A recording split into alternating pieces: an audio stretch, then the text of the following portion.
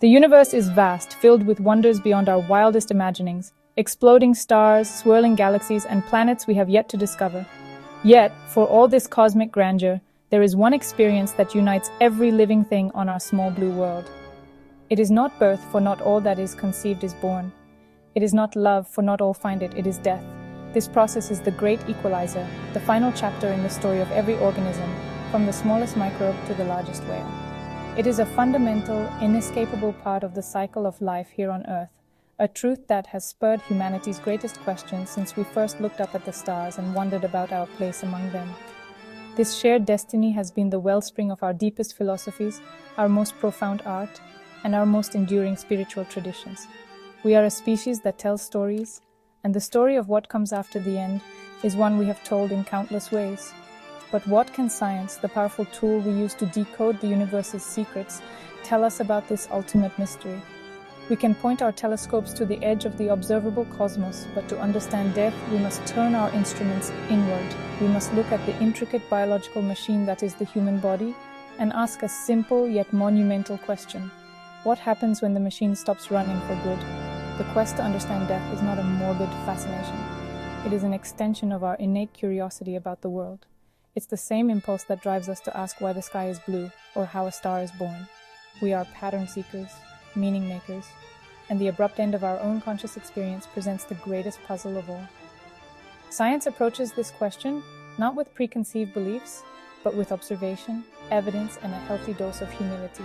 It seeks to map the process, to understand the mechanics, and to delineate the boundary between what we know for certain and what remains, for now, in the realm of the unknown. So let us embark on a journey, not into the afterlife of myth or legend, but into the known biology of our final moments. We will explore what happens to the physical body and the brain that houses our thoughts, memories, and sense of self. We will examine the very nature of consciousness and why it proves so difficult to pin down. This exploration is not about diminishing the spiritual or personal significance of death. Instead, it is about appreciating the incredible, complex reality of life and the stark scientific clarity of its conclusion, using the best evidence we have gathered so far. Life, at its core, is a delicate and continuous dance of chemical reactions, all powered by a constant supply of energy. Your heart is a magnificent pump, relentlessly pushing oxygen-rich blood through a vast network of vessels, reaching every cell in your body. This oxygen is the fuel that allows your cells to function, especially the incredibly demanding cells of your brain. The moment this process is interrupted marks the beginning of the biological cascade we call death. It typically starts with the failure of a vital system. The heart stops beating in a cardiac arrest, or the lungs stop breathing. From this point, the clock begins to tick with undeniable precision. Without the heart's rhythmic push, blood flow ceases almost immediately. The first organ to feel this deficit is the brain. Your brain, while only making up about 2% of your body weight, consumes a staggering 20% of your body's oxygen. It is an energy hog. Within just a few minutes of this oxygen supply being cut off, the brain's intricate electrical activity begins to falter and then cease. The brain cells, starved of their essential fuel, start to undergo irreversible damage and die. This is the point of no return, the moment that defines biological death, the irreversible cessation of all brain function. As the brain's command center shuts down, the rest of the body follows. The neocortex, the wrinkly outer layer of the brain responsible for conscious thought, language, and perception, is the first to go quiet. The brain waves that an electroencephalogram would normally detect begin to flatten out until they disappear completely. The brainstem, which controls our most basic reflexes like breathing and pupil response to light, holds on a little longer, but it too eventually succumbs. Once the entire brain has ceased to function, the body's integrated systems fall apart, and the process of decomposition begins as the cells break down and are reclaimed by the environment. This description might sound clinical, even cold, but it is a testament to the incredible biological engineering that keeps us alive every second of every day.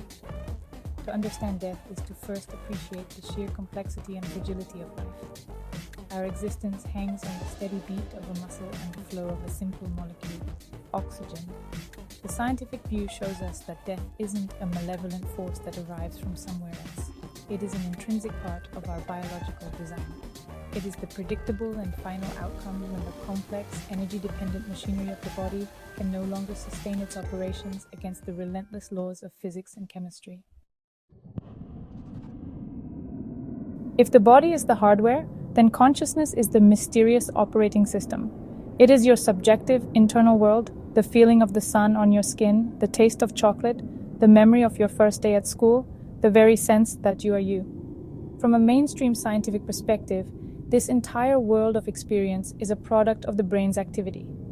It is an emergent property, born from the ceaseless communication between billions of neurons firing in complex, coordinated patterns.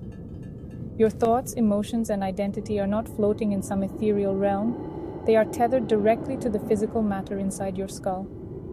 Given this framework, the scientific conclusion about what happens to consciousness after death is straightforward and stark. When the brain dies, the generator of consciousness is turned off permanently. The electrical and chemical activity that creates the experience of being you ceases. The patterns that hold your memories and personality dissolve as the neurons break down. According to this view, your consciousness does not go anywhere, any more than the flame of a candle goes somewhere when you blow it out. The process that created it has simply ended.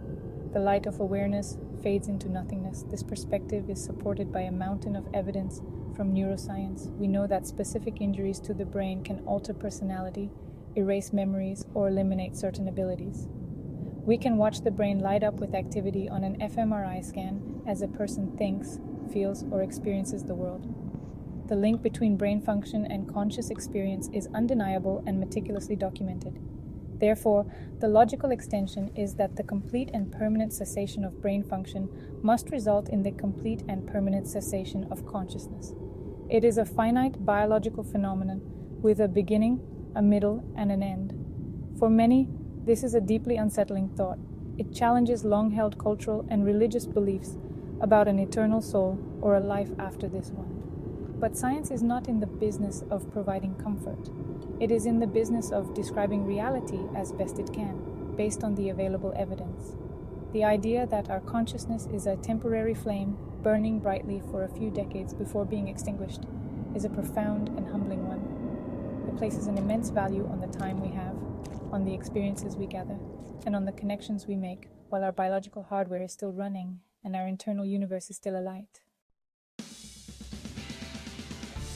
While the link between the brain and consciousness is clear, there is a deep and perplexing mystery at its heart. Neuroscientists can expertly map which parts of the brain activate when you see the color red. They can trace the journey of photons hitting your retina, being converted into electrical signals, and traveling along the optic nerve to the visual cortex. This is what philosopher David Chalmers called the easy problem of consciousness: understanding the brain's mechanics, its structure, and its information processing. But there is another, far more difficult question that science has yet to answer. This is the hard problem of consciousness. The question is this: why do all these physical processes feel like anything at all? Why should the firing of neurons in the visual cortex produce the subjective, private, and ineffable experience of redness? There is nothing in the physics or chemistry of the brain that inherently predicts the existence of this first-person qualitative experience.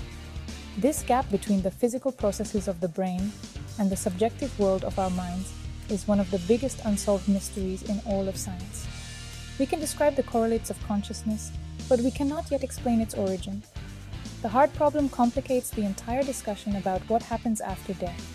If consciousness is simply an emergent property of complex computation in the brain, like a vortex forming in flowing water, then it almost certainly vanishes when the brain dies. This is the prevailing scientific view. However, because we don't understand the fundamental nature of consciousness, some scientists and philosophers entertain other possibilities. What if consciousness is not produced by the brain, but is instead something more fundamental to the universe, something the brain merely receives and processes, like a radio receiving a broadcast signal? This is a speculative and minority view, but it highlights the limits of our current knowledge. If consciousness were more fundamental, then it is theoretically possible that it could persist in some form even after the biological receiver breaks down. This is not a claim that it does persist, but an acknowledgement that our ignorance about the nature of consciousness itself leaves a small crack of uncertainty in the door. Until we can solve the hard problem and explain why we have subjective experiences at all, the question of their ultimate fate will remain tantalizingly just beyond the full reach of scientific certainty. In our quest to understand the boundary between life and death, we find remarkable stories from those who have stood at the very edge and returned. These are known as near-death experiences, or NDEs, reported by a significant number of people who were resuscitated after being declared clinically dead, often following a cardiac arrest. Their hearts had stopped, and their brains were without oxygen. Yet upon their revival, some recount profound, structured, and often transformative experiences. These accounts are not just scattered anecdotes. They share a striking set of common features across cultures and belief systems. Many people who have had an NDE describe a sensation of leaving their physical body, sometimes floating above the scene and observing doctors working on them. A common element is the feeling of moving rapidly through a dark tunnel towards a brilliant, welcoming light. Others report meeting with deceased relatives or benevolent spiritual figures who greet them with love and reassurance. A life review is also frequently described, where the person's entire life flashes before their eyes, not as a chaotic jumble, but as an insightful and meaningful tapestry. Overwhelmingly, the experience is characterized by a profound sense of peace, well-being, and the absence of fear. Science, of course, approaches these extraordinary claims with a healthy dose of skepticism and a demand for evidence. One major research effort, the AWARE study, investigated consciousness during resuscitation. It found that while around 10 to 20% of cardiac arrest survivors reported some kind of memory from the period of their unconsciousness, only a very small number had experiences that could be tested. Some theories propose physiological explanations for NDEs, such as a flood of endorphins or other neurochemicals released by the dying brain, or unusual electrical activity in the temporal lobe creating hallucinations. The experience of the tunnel, for example, could be caused by the shutdown of the visual cortex from the periphery inward. However, these skeptical explanations do not fully account for every aspect of the phenomenon. In a few rare cases, patients have reported verifiable details of events that occurred in the room while they were clinically dead and had no measurable brain activity. Dr. Sam Parnia, who led the AWARE study, argues that these accounts suggest consciousness may persist for a short period after the brain has shut down, a claim that remains highly controversial within the scientific community. The study of NDEs sits at the fascinating intersection of neuroscience, psychology, and personal testimony, reminding us that there are still profound puzzles to solve at the threshold of death. After our journey through biology, neuroscience, and the mysteries of consciousness, we arrive at a humbling conclusion. Science does not yet have a complete answer to what happens after we die. We have a very clear picture of the biological process. We understand that the body is reclaimed by the earth, its atoms recycled to become part of new life, stardust returning to stardust. We have a dominant, evidence-based theory that our individual consciousness, the product of a living brain, ceases to exist. But the hard problem and the tantalizing reports of near-death experiences leave a sliver of the unknown. Science, in its honesty, must admit its limits. This uncertainty, however, does not have to be a source of fear or despair. Instead, it can be a powerful catalyst for how we choose to live our lives right now. The cosmic perspective, which science offers us, reveals that our time on this planet is incredibly precious and brief. In the 13.8 billion-year history of the universe, our individual lives are but a fleeting moment. Knowing that this may be the only conscious experience we will ever have can infuse our existence with a profound sense of purpose and urgency. Every sunrise, every conversation, every act of kindness becomes infinitely more valuable when we recognize its finite nature. Contemplating our own mortality pushes us to ask the big questions. What kind of person do I want to be? What mark do I want to leave on the world? How can I make my short time here meaningful for myself and for others? Thinking about the end of life is, paradoxically, one of the most powerful ways to truly begin living. It encourages us to prioritize what matters, to let go of trivial concerns, and to invest our energy in learning, loving, and creating. It is a reminder that our legacy is not found in some distant afterlife, but in the memories we create and the impact we have on the people and the world we leave behind. So, while science continues its tireless work to peel back the layers of reality, we are left with this beautiful and potent truth. We are the universe made conscious, capable of wonder, discovery, and compassion. The knowledge that our time is limited is not a curse, it is a gift. It is the ultimate motivation to live fully, to explore our world, to cherish our connections, and to appreciate the staggering privilege of being alive.